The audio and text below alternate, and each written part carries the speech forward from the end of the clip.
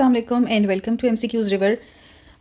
Assistant director ASF की जो मैंने सीरीज़ स्टार्ट की है उसके हवाले से मैंने आपको कल ASF airport security force act 1975 के तकरीबन 6 आर्टिकल्स मैंने आपको कल डिटेल वाइज समझा दिए थे। आज मैं आपके साथ आर्टिकल नंबर 7 से स्टार्ट करती हूँ। So let's start the video. So here we have article number 7। ठीक है, आर्टिकल नंबर 7 क्या कहता है? आर्टिकल नंबर 7 जो है वो बात करता है जनाब आपकी लाइबिलिटीज़ ऑफ द ऑफिसर्स के हवाले से। ठीक है, तो लाइबिलिटीज़ ऑफ द ऑफिसर्स, ठीक है, यानी कि responsibilities of the officers, responsibilities of the members, या जो भी लोग काम कर रहे हैं तो उनकी लाइबिलिटीज़ क्या हैं, उनकी रिस्पॉन्सिबिलिटीज़ क्या हैं। It shall be duty of the every officer and member promptly to obey all the orders and instructions issued to him by any competent authority। ऊपर से competent authority से आपको, अगर आप किसी के सबऑर्डिनेट या नीचे काम कर रहे हैं तो आपको जो ऑर्डर्स आएंगे आपने एनी हाउ ओबे करने हैं। ठीक है, all right, every officer and member shall be liable to serve wherever he is required to serve by the competent authority। आप को जहाँ सर्व करने के लिए कहा गया है, you have to go, you have to serve and you cannot say no. आपने नहीं कहना, आपकी पोस्टिंग की जा रही है, आपकी ट्रांसफर की जा रही है, so you have to obey that. Article 7 का जो थर्ड पार्ट है वो ओमिट कर दिया गया है। Alright, article 7A, it talks about the officers and members of ASF to be subject to the Pak Army Act 1952। जितने भी ASF के मेंबर्स हैं, ऑफिसर्स हैं, वो सब इस चीज़ पे लाजिम है कि वो पाक आर्मी एक्ट 1952 को फॉलो करें। ठीक है, Pak army act 1952 is being followed by ASF। ठीक है, every officer and member of force shall unless he is already so subject be subject to Pak army act 1952। 1952 पाक आर्मी एक्ट लाजमी फॉलो करना होता है। अगर मुझे इंशाल्लाह टाइम मिला तो मैं पाक आर्मी एक्ट 1952 भी आपके साथ शेयर कर दूँ। वीडियो को प्लीज़ कंप्लीट देखिए, वीडियो को प्लीज़ लाइक ज़रूर दीजिए और कमेंट भी कर दीजिए। अगर आपको लगता है कि इस वीडियो को आप लाइक कर रहे हैं, पसंद करें, तो प्लीज़ एक कमेंट ज़रूर कर दीजिएगा। Article 7B, it deals with the consequences of sentence of the imprisonment. अच्छा, इम्प्रिजनमेंट की बात हो रही है यहाँ पे। ठीक है, any officer who is sentenced to imprisonment for a term not less than 90 days shall be deemed to have been dismissed from the force. अगर 90 डेज़ अगर कोई ऑफिसर है, ठीक है, फॉर एग्जांपल अगर उससे कोई गलती हो जाती है या कोई ऐसा क्राइम हो जाता है कि जिसकी सज़ा उसको 90 डेज़ से कम है, तो ये पॉसिबल है कि वो फोर्स पे वापस आ सकता है। ठीक है, बट अगर कोई ऐसा ऑफिसर है जिसकी जो सज़ा है वो 90 डेज़ से ऊपर है या 90 डेज़ है, तो ऑफिसर की जो जॉब है वो उससे खारिज कर दिया जाता है। ठीक है, और उसको इम्प्रिजनमेंट के लिए भेज दिया जाता है for 90 days.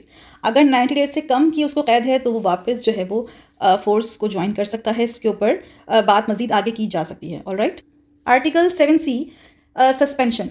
Any officer shall be suspended for any misconduct और negligence in the discharge of his duties. जब आप within airport security force में हैं तो आपको जो ड्यूटीज़ दी जा रही हैं आपको वो फुलफिल करनी है, आपको अपनी रिस्पॉन्सिबिलिटीज़ पूरी करनी है। अगर आप नहीं करते हैं तो सस्पेंड किए जा सकते हैं। प्लस अगर आप कोई मिसकंडक्ट करते हैं, किसी के साथ मिसबिहेव करते हैं, किसी ऑफिसर के साथ, किसी मेंबर के साथ, या जैसे भी उनके रूल्स के तहत के अगेंस्ट अगर आप जाते हैं तो आपको सस्पेंड किया जा सकता है। और जो कॉम्पिटेंट अथॉरिटीज़ हैं ऊपर से आपको जो है वो डिसमिस किया जा सकता है, सस्पेंड किया जा सकता है। Alright, now article 7D deals with the place of imprisonment. Nearest prison or such other prison may be general or special order direct, but if he is not dismissed from the service, he may be confined in a quarter guard or such other place as the director general may consider suitable।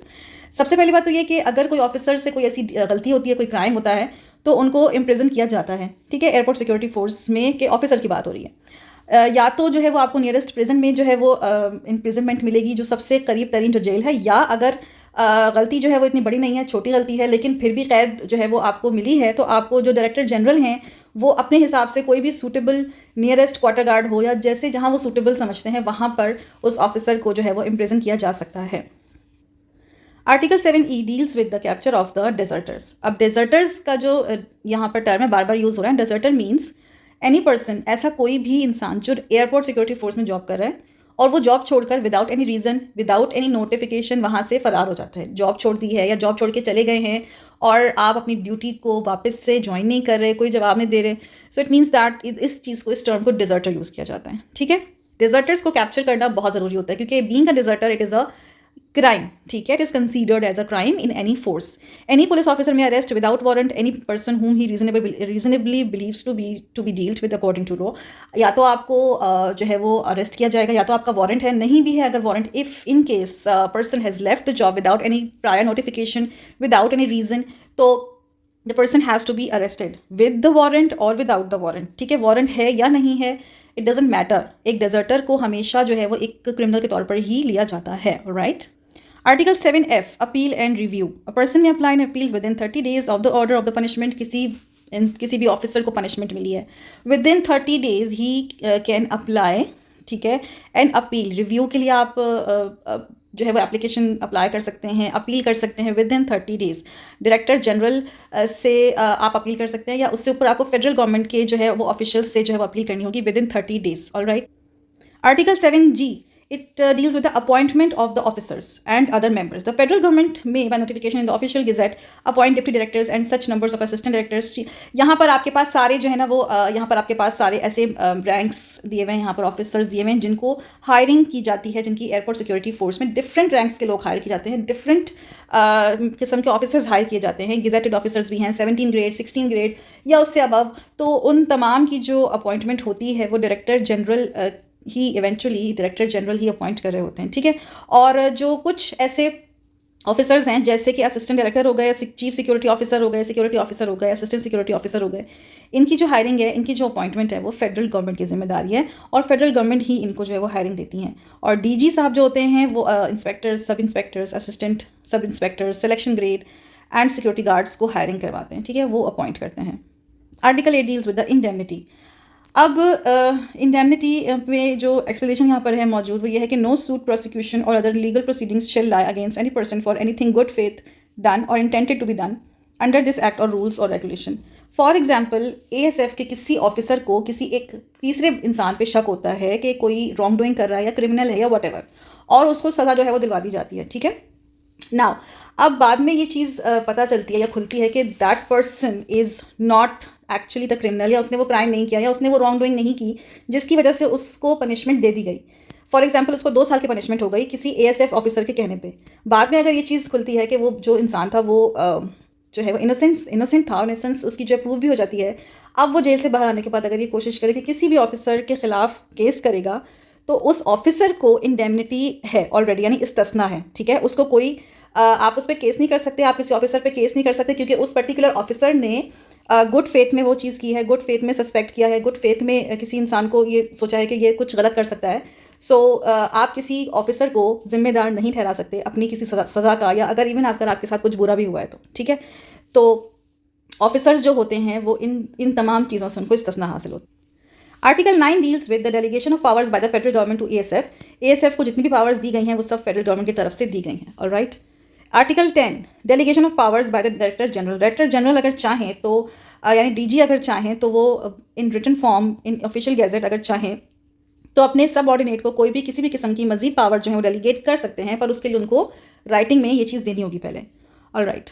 Article 11 deals with the power to make rules. The federal government may, by notification in the official gazette, makes rules to delegate powers to the officers. किसी भी किस्म के officers को अगर कोई rules, मजीद नए rules add करने, नए रेगुलेशंस ऐड करनी है तो फेडरल गवर्नमेंट का ये काम होता है कि वो राइटिंग में और नोटिफिकेशन के तौर पे ये चीज़ इन्फॉर्म करती है। Article 12 deals with the power to make regulations. The Director General may have the power to make regulations only after the approval of the federal government. Federal government की approval के बाद ये चीज़ DG तक आएगी और DG जो है वो कोई भी रेगुलेशंस जो है वो बना सकते हैं। आर्टिकल 13 जो है वो रिपील कर दिया गया था, यानी कि मनसूख कर दिया गया था, and that is the last article, और ये मनसूख हो चुका है, सो नो मोर इन यूज़। तो ये थे तमाम 13 आर्टिकल्स ASF के। अगर आपने कल की वीडियो नहीं देखी तो प्लीज़ पहले वो देख लीजिएगा क्योंकि उसमें first 6 articles have been explained in detail. If you want such more videos so please stay tuned on MCQs River. Thank you so much for watching the video. Like, share and subscribe the channel as well. Allah Hafiz.